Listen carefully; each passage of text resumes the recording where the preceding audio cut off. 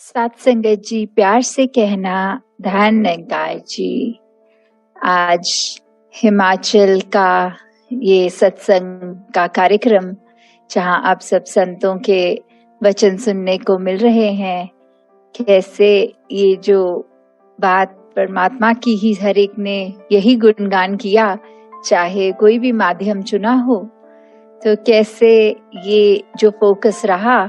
जैसे एक महापुरुषों ने आज गीत में भी बोला कि ब्रह्म ज्ञान है पहली सीढ़ी, तो कैसे ये दासी के पीछे भी जो लिखा हुआ है, ब्रह्म की प्राप्ति ब्रह्म की समाप्ति, कि कैसे ये जो ब्रह्म ज्ञान है ये जब मिलता है तो उससे सारे ही ये जो हम जितने बंधनों में जकड़े हैं वो सारे बंधन खुल जाते हैं जब इसकी समझ आ जाती है। तो कैसे ये एक ब्रह्म ज्ञान से पहले चाहे हमें कितने भी भ्रमों ने उलझाया हो, ये जब इस परमात्मा का एहसास हो जाता है, इसके दर्शन हो जाते हैं, तो अपने आप सारे भ्रम दूर हो जाते हैं। और फिर अगर हम अपने जीवन में झांकें कि काफी बार ऐसी सिचुएशंस आती हैं जहां लगता है कि ये ब्रह्म ज्ञान तो मिल गया, फिर भी हमें ये उलझने आ रही हैं, ये एक भ्रम सामने खड़े हो जाते हैं। तो वो एक बात ऐसी है कि हमने अपनी चेतनता से, अपने ध्यान से ये परमात्मा जब भुला दिया, तो फिर वापस हम वो जो पहली सीढ़ी की बात है भक्ति की,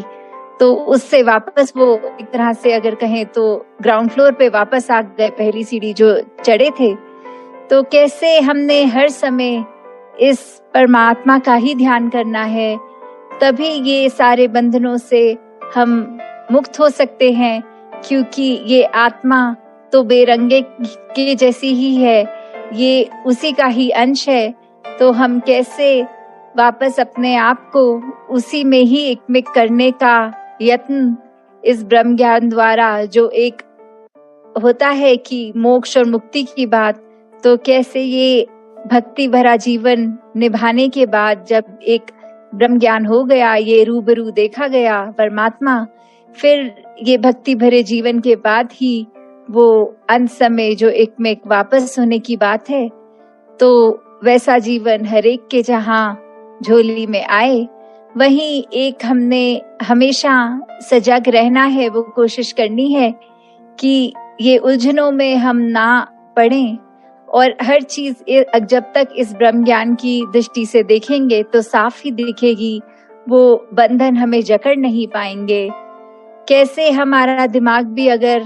कभी कुछ हासिल करने के लिए ये चालाकियां करता है, वो भी उस समय वो माया का ही रूप है। जैसे दासी ने कुछ ही दिनों पहले एक दृश्य देखा कि यहाँ बंदर बहुत आ गए थे, तो जहाँ रसोई घर में उनको नजर आ रहा था कि फल की टोकरी दिख रही थी और वैसे एक कांच सामने, तो कैसे वो बंदर पहले तो अंदर घुसना चाहा उसने कांच से, और वहां वो एक संभव नहीं हो पाया उसका आना। और फिर जब रसोई में खड़े सब वो चेतन थे कि ध्यान रखा जाए बंदर ना आए, और जैसे ही कुछ समय बाद देखा तो वो बंदर वहां नहीं था, तो एक मन रिलैक्स हो गया कि अब कोई बात नहीं, बंदर चले गए, तो अब वो सावधानी हट गई, तो ये चेतनता भी चली गई अपने अपने कामों में, सब फिर से व्यस्त। तो वहीं थोड़ी देर में देखा कि दरवाजा खुला और एक महापुरुष अंदर आए और उन्हीं के पीछे पीछे वो बंदर भी आ गया। तो कैसे वो बंदर वही था, बस छुप के बैठा था, और हम सबने सोच लिया कि वो बंदर अब वहां नहीं है। और ये ऐसे ही ये उदाहरण से अगर हम अपनी लाइफ में रिलेट करें, कि कभी कभी तो ऐसा लगता है कि हाँ अभी सामने कोई चीज है, हम बहुत अलर्ट हैं, बहुत कॉन्शियस है, ये परमात्मा के ही अनुसार हम उसी सोच में ढलते हुए हर काम कर रहे हैं कि बहुत एक चीजों का संभाल भी, हर एक अपने मन के सोच को भी हम तोल रहे हैं, बोलों को भी तोल रहे हैं। पर फिर एक क्षण ऐसा आ रहा है जहां एक वो चेतनता खो दी हमने, तो फिर सोच भी इधर उधर माया में ही भाग रही है, हमारा ख्याल, हमारे वचन भी फिर ये ऊपर नीचे होके कैसे भी निकल रहे हैं, हम अपने आप को इस परमात्मा के तराजू में तब नहीं रखते हैं।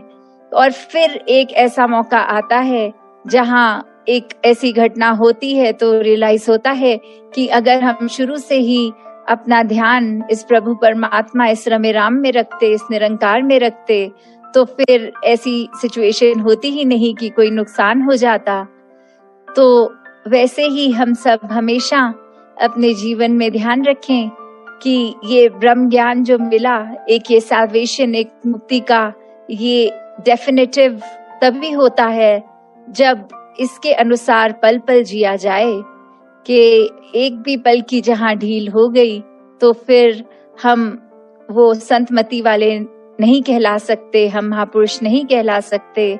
हम हर पल सिर्फ एक अपने नेचर को ही ऐसा बना ले जहां हर ख्याल इस परमात्मा से शुरू इसी तक, हर कार्य इसी की रजा में, यही हमारी मन की भी अवस्था हो कि जब इसका एहसास, तो फिर सारे ही एक अच्छे गुण, चाहे विनम्रता होगी, चाहे वो दूसरों को ब्रॉड माइंडेड विजन से देखने की बात, कैसे हम हर एक को एक्सेप्ट करते चले जाएंगे और प्यार तभी कर पाएंगे जब एक्सेप्टेंस होती है। तो उसी तरह हमने हर एक के लिए जहां अपने आप को किसी की तुलना से नहीं श्रेष्ठ मान लेना, यही भाव, दास भाव कि सभी संत हैं, सभी के पास वही ब्रह्म ज्ञान है, और जो दुनिया इस ब्रह्म ज्ञान से अभी अपना मुख उजला नहीं कर पाई, उनके अंदर भी परमात्मा ही है। तो कोई भी संसार का व्यक्ति जो है उससे हम ज्यादा श्रेष्ठ नहीं हैं, इस परमात्मा के ही सब हैं। और वैसे ही अपने आप को हर एक का दास मन से मानना है। और कभी भी अपने जो सूक्ष्म से भी अहंकार कभी आ जाते हैं कि किसी ने कोई प्रशंसा कर दी तो लगता है कि हमारे जैसा अच्छा कार्य ये तो और कोई नहीं कर सकता, तो उस समय भी हम अपनी चेतनता खो रहे हैं, इस परमात्मा को भुला रहे हैं। क्योंकि आज इस परमात्मा ने ही बल दिया तो ये कार्य हो सका, वरना हम में तो कोई ऐसी क्षमता नहीं कि करे। और परमात्मा चाहे तो कभी भी हमें एक अपनी जगह पर रोक सकता है और किसी से वो कार्य करा सकता है। जैसे आज भी देखा, थोड़ा इंटरनेट बीच में प्रॉब्लम कर रहा था, तो एक महापुरुषों के वचन के हिसाब से वो जो लिप सिंक नहीं हो पा रहा था, क्योंकि एक बोलने की स्पीड और कुछ हो रही थी और विजुअली नजर और कोई विजुअल्स आ रहे थे।